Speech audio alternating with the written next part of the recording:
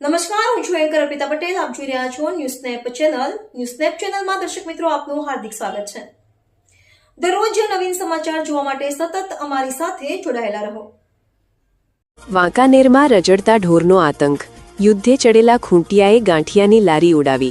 CCTV video viral. Morbi જિલ્લાના વાંકાનેર શહેરમાં રજડતા ઢોરનો ત્રાસ દિવસેને દિવસે વિકટ બની રહ્યો છે.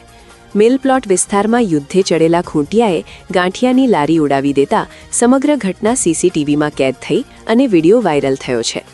ઘટના સ્થળે ગરમ તેલ અને ગેસનો ચૂલો ચાલુ હોવાથી મોટી દુર્ઘટના થવાની ભીતિ હતી, પરંતુ સદનસીબે સહેજમાં બચાવ થયો.